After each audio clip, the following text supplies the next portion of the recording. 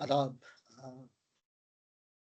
Joy tube view से मैं जय इस वीडियो एडिशन में कुछ गुफ्तगू करना चाहते हैं जो कि अ, ताल्लुकात जिसकी रहेंगे पाकिस्तान और इस्लाम का जो थॉट्स है उसके ऊपर मैं कुछ कहना चाहता हूँ। तो इसमें सबसे पहले मुझे जो बोलने को आता है कि मैं काफ़ी बार ये चीज़ देखा है कि जो यूट्यूब वीडियोज़ पाकिस्तान के हवाले से हमारे पास पहुँचते हैं, उसमें एक शोएब चौधरी साहब और 2 और यूट्यूबर है, एक सना अमज़ाद साहिबा और एक शैला खान साहिबा। जिसकी बनाए हुए यूट्यूब का वीडियोज़ मैंने काफ़ी बार देखा और मेरी ये एहसास हुआ है इस बात पे कि पाकिस्तान के अवाम मोस्टली जब भी उनको इस तरह का गुफ्तगू गुफ्तगू में लिया जाता है, तो उसके सामने जो भी प्रश्न किया जाता है, तो उसका मैंने एक चीज़ मार्क किया है कि पैदाइश ये जो लोग हैं ये एंटी इंडिया सेंटिमेंट रखते हैं। तो इस चीज़ की कोई अ, वजह तो मुझे नहीं दिखता, अ, क्योंकि ऐसे इंडिया की तरफ से ऐसी कोई भी कार्रवाई आज तक नहीं हुआ है जिससे इस तरह की जो दुश्मनी अ, की फीलिंग जो इनके अंदर आते हैं ये अवाम के अंदर, तो ये बड़ा अजीब मुझे लगता है कि ये क्यों है? कभी न कभी तो ये दोनों मुल्क हिंदुस्तान के अंदर ही था। ये तो 1947 में तक़सीम हुई और ये दोनों मुल्क अलग बने। ऑफ़ कोर्स ये कोई मज़हब के आधार पर ही बना है। तो इसमें मेरा ये पॉइंट है कि आज हिंदुस्तान का सबसे बड़ा जो एक अ, सोचने वाली जो अ, चीज़ हिंदुस्तान में आज दिख रहा है, वो है दहशतगर्दी। तो किसी भी डिस्कशन होता है, कहीं भी कोई तकरीर होता है, तो इस बात का ज़िक्र हमारे मिनिस्टर्स करते रहते हैं।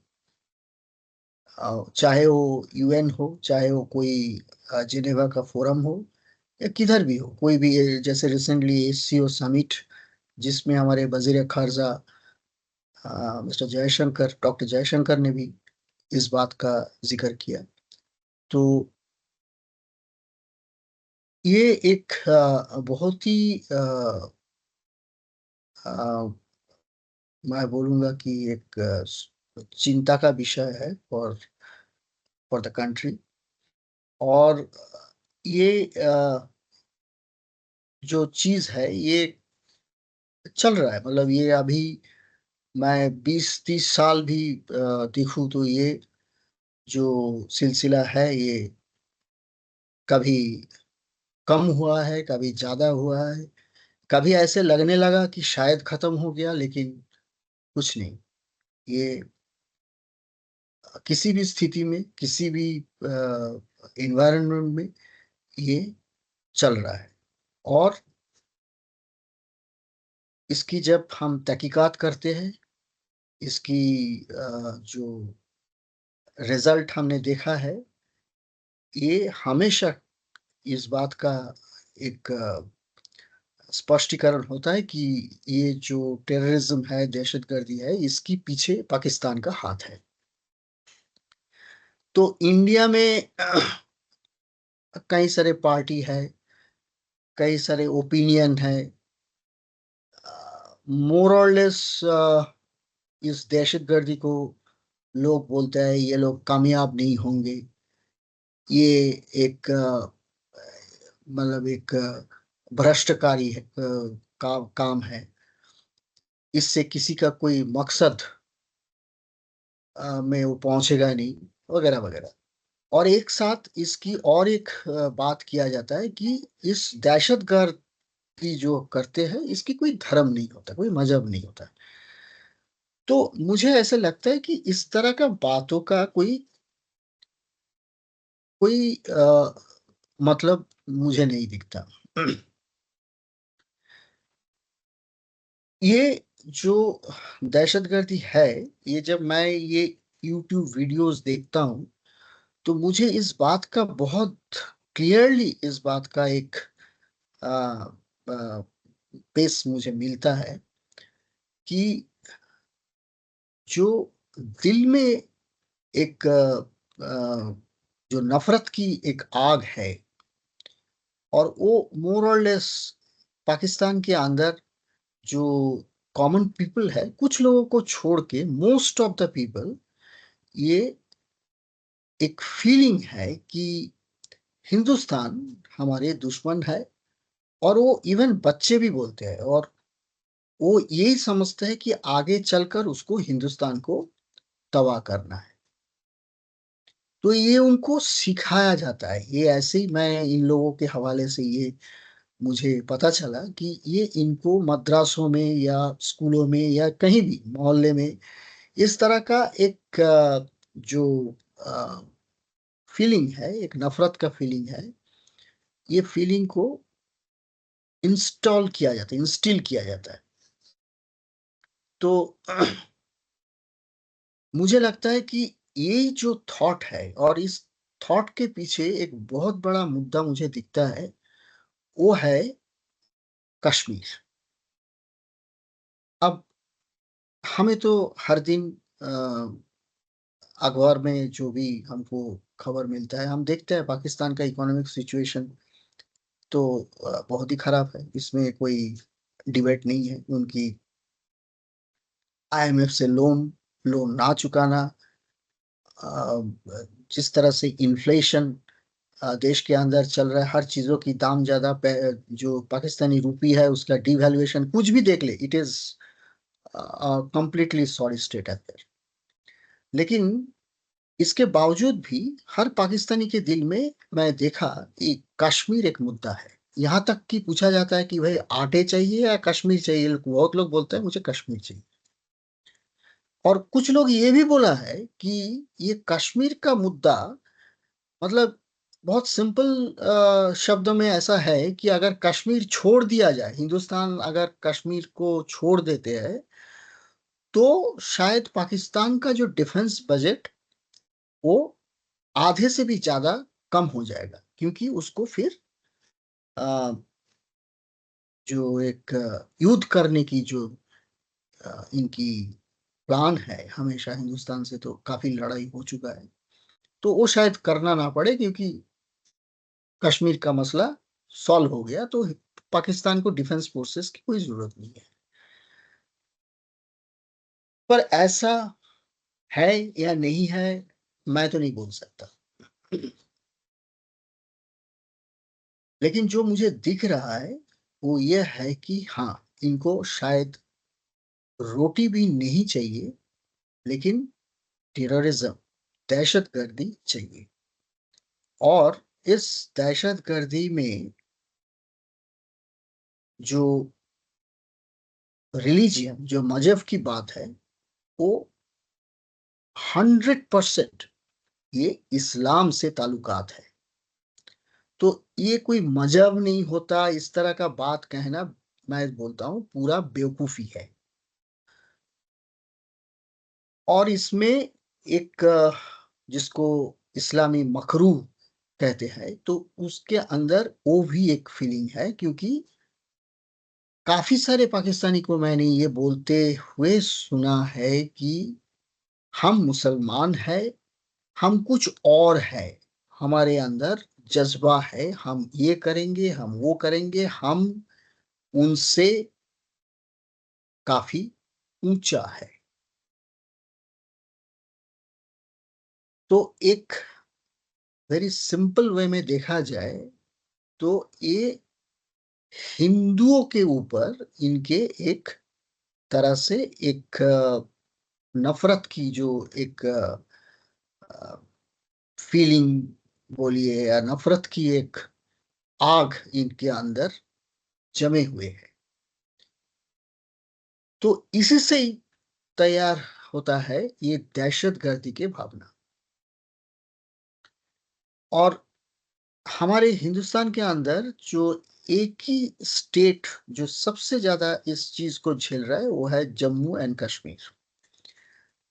तो ये बात सही है कि सालों से जम्मू का जो कश्मीर का जो डेमोग्राफी है, उसमें काफ़ी बदलाव आया है। वो अभी सभी को पता है कैसे कश्मीरी हिंदू जो पंडित लोग थे, उसको कैसे निकाला गया, कैसे डेमोग्राफी चेंज हुआ और आज वही तरीका कि 99% 95% उधर कश्मीर घाटी में आज मुस्लिम है।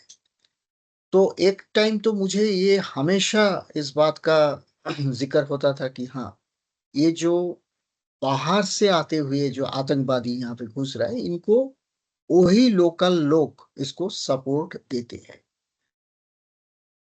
और इसको एक कश्मीर की आज़ादी के रूप में इसको दिखाया जाता था उस टाइम। लेकिन आज एक सिचुएशन लगभग सबके पास ये बहुत साफ हो रहा है कि ये कोई आज़ादी है ही नहीं। क्योंकि कोई भी ऐसे एक छोटा-सा जगह, वो भी एक आई वुड से एक हिली एरिया, कश्मीर घाटी, ये कोई एक आज़ाद मुल्क बन नहीं सकता। और वहाँ पे जो तरक्की की जो सिलसिला अभी हाल ही में हुआ है, तो उसका मैं तो अभी डिस्क्रिप्शन में नहीं जाऊँगा, लेकिन लोगों को लगभग सभी को पता है और वो यूट्यूब में भी लोग बोलते रहते हैं, इतना भी पाकिस्तानी लोगों को पता है। और उसके ऊपर अगर पीओके जो पाकिस्तान ऑक्युपाइड कश्मीर है, उसका कंपेयर करें तो 100% ये साबित हो जाता है कि इंडिया के अंदर जो कश्मीर है, वो काफ़ी तरक्की कर गए ऑलरेडी। तो इसमें तो कोई डिबेट होना नहीं चाहिए। लेकिन मैंने ये देखा, इसलिए मैं बोला कि ये मज़हब की ये जो इस्लाम है, ये इस्लाम एक बड़ा अजीब अ स्टेटमेंट इनके लोगों के द्वारा दिया जाता है, इनके मौलवी के द्वारा कि इंसानियत का जो सोच है, ख़यालात है, वो हमेशा अल्लाह से ही कंट्रोल होता है। मतलब अल्लाह के बाहर कोई इंसान कुछ सोच नहीं सकता। तो इसमें मैं सहमत नहीं हूँ, मैं मानता नहीं इस बात को। मैं ये समझता हूँ कि इंसानियत एक थॉट प्रोसेस है। ये थॉट प्रोसेस इसलिए है कि इंसान ही एक ऐसे जीव है जिसके अंदर सोचने की ताकत है। क्या ठीक है, क्या ठीक नहीं है, क्या गलत है, क्या सही है, ये एक इंसान अगर सच्चे दिमाग से सोचे तो डेफ़िनिटली वो एक सही आउटकम उसका निकाल सकता है। और इसमें मैं ये इस्लाम का ज़िक्र इसलिए कर रहा हूँ कि मैं हिंदू होने के नाते मैं जितने भी मैं भगवान की बात करूँ, गॉड की बात करूँ, लेकिन मैं कभी ये नहीं सोचूंगा कि मेरा हर दिन का सोच वो गॉड कंट्रोल करे। ये मेरे लिए गलत प्रपोजिशन लगता है। और यहीं से ही ये जो दहशतगर्दी का एक माहौल जो हुआ है, जिसको हम बहुत कॉमन वर्ड में कट्टरवादी बोलते हैं।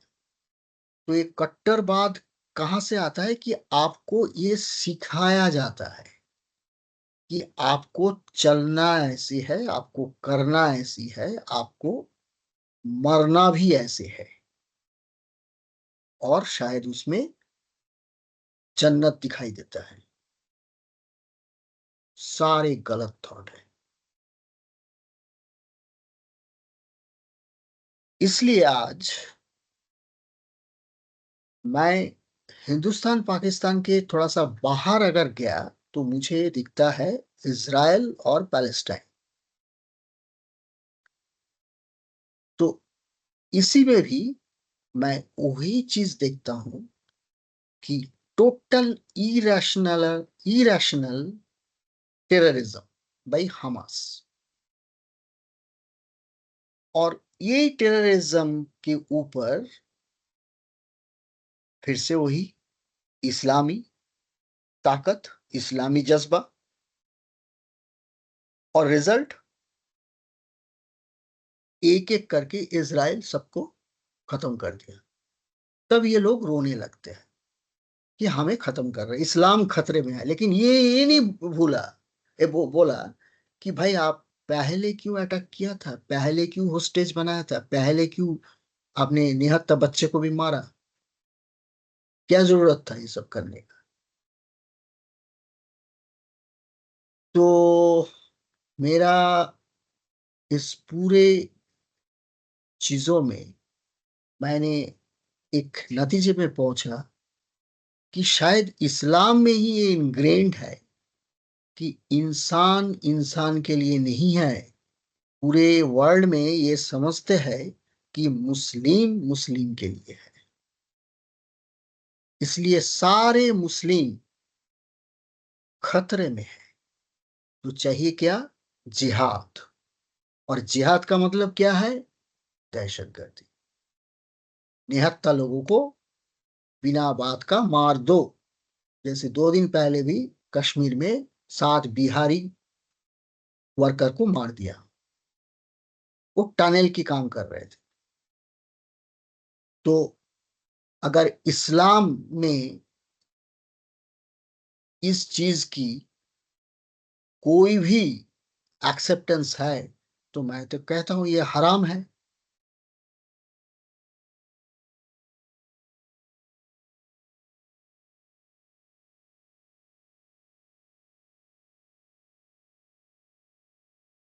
और इसके साथ मेरा एक और ऑब्जर्वेशन ये है कि जब ये ईस्ट पाकिस्तान वेस्ट पाकिस्तान 47 के बाद हुआ था, तो उधर जो ईस्ट पाकिस्तान था तो उनके अंदर भी काफी सारे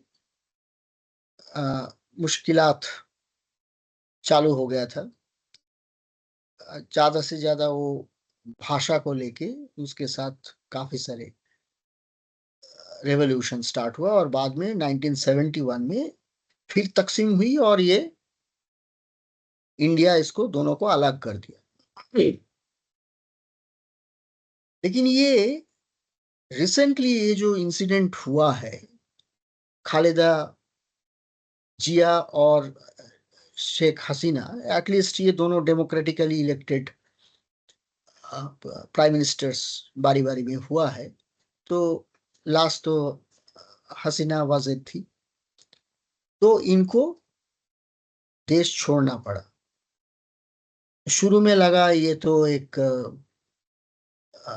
जो ढाका यूनिवर्सिटी के स्टूडेंट्स है उसके कुछ दिल में सरफरोशी की तमन्ना जाग उठे, कुछ बदलाव चाहिए। बाद में देखा वो कुछ नहीं था।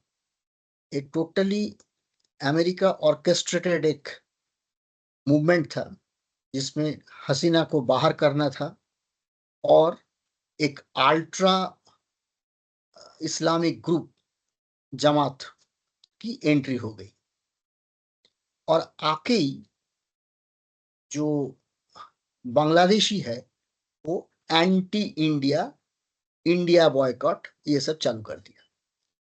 तो मैं सोच रहा था कि इतना दिन ये एक पाकिस्तान सरदर्द था, तो अब ये भी सरदर्द बन गए।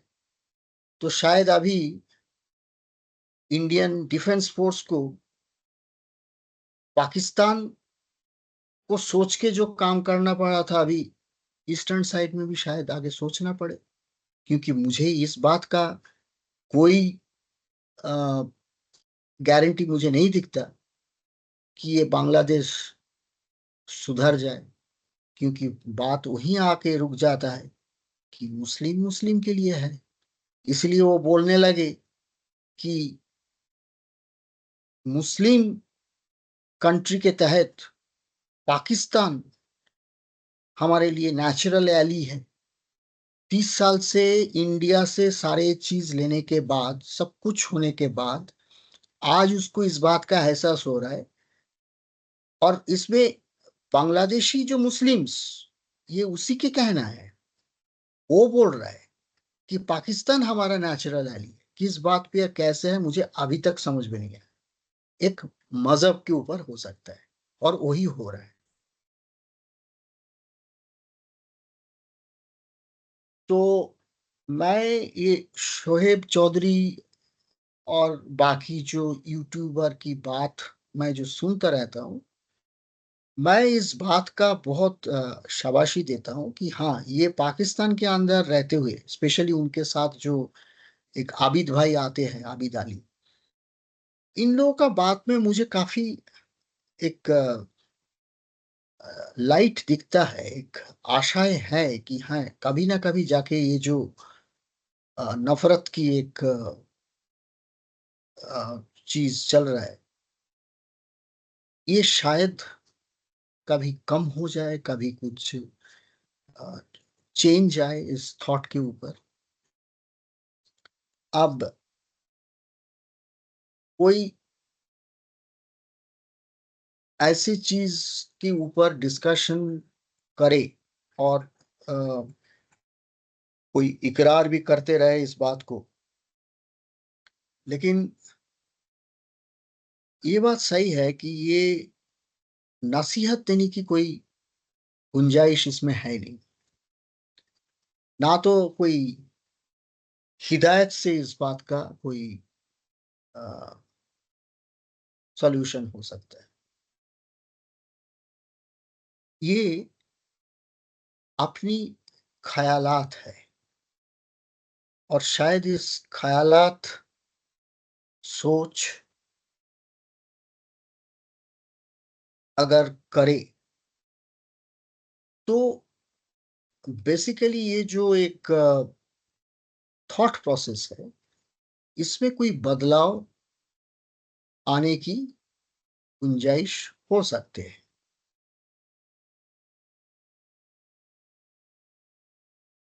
और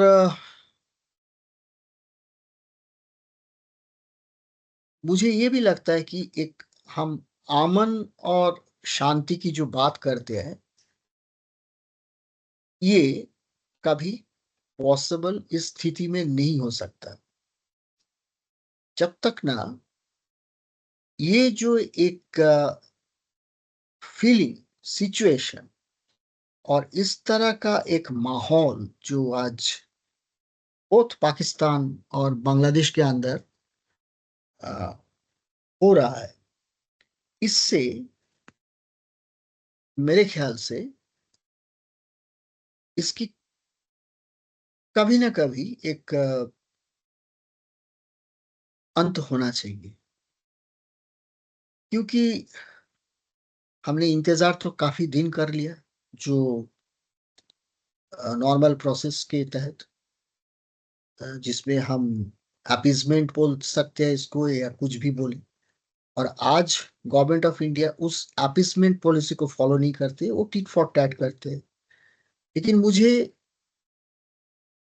एक चीज दिखाई देता है कि कुछ भी पॉलिसी फॉलो करे, बातचीत की पॉलिसी या तो आर्म्ड मूवमेंट की पॉलिसी। तो हमने तो बहुत सारे स्ट्राइक किया, बालाकोट स्ट्राइक हुआ था, टेररिस्ट कैंप्स को डिस्ट्रॉय कर दिया गया था। आज ये भी हम सुनते हैं कि पाकिस्तान ऑक्युपाइड कश्मीर के लोग पाकिस्तान में रहना नहीं चाहते, वो हिंदुस्तान के साथ जोड़ना चाहते हैं।